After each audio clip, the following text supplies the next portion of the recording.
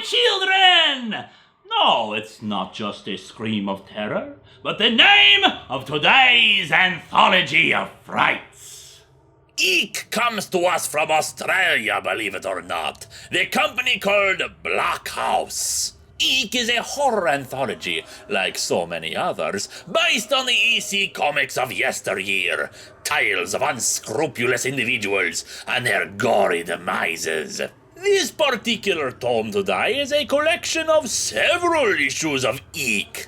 As such, to talk about every story would take far more time than my aged bones can handle. So let me just highlight a few of my favorites. We begin with, well, the very first tale in the book, Deadline of Death. Poor Randolph was a comic book artist who lived with his friend and rival Jake Elder. After getting rejected yet again, he learns that Jake has now earned himself a position at Marvelous Comics. As Jake's star rises, Randolph finds himself sinking deeper into the depths.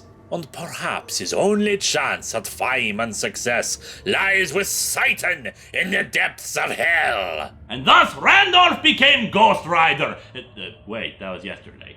Take a bite out of this next story, wherein gluttonous food critic Saul Weinstein gobbles his way through restaurant after restaurant, enjoying himself some places, but leaving harsh criticisms that would give anyone indigestion. However, as his tastes become more and more exotic and ravenous, he travels around the world seeking a perfect dish. Until finally, his plane crashes, leaving him and a few others to survive. His ravenous hunger becomes too much for him, and he must eat up his fellow survivors. And even that is not enough. What could he possibly eat now that he could give a 5-star rating to?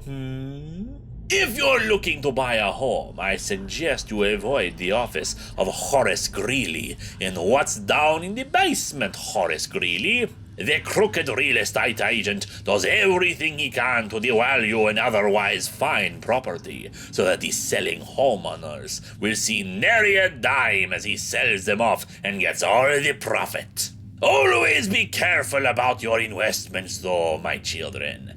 Sometimes houses themselves don't appreciate such disrespectful actions. And the last that I shall discuss is Death Wears Hot Pants. A waitress, disappointed that her biker brother has resumed selling drugs after saying he'd quit, finds herself a job where the others working there seem to be a bit rude, or at least not particularly friendly. When she travels up the stairs to her boss's office for a drink, she soon discovers the terrifying secret of the club, and her brother must attempt to rescue her.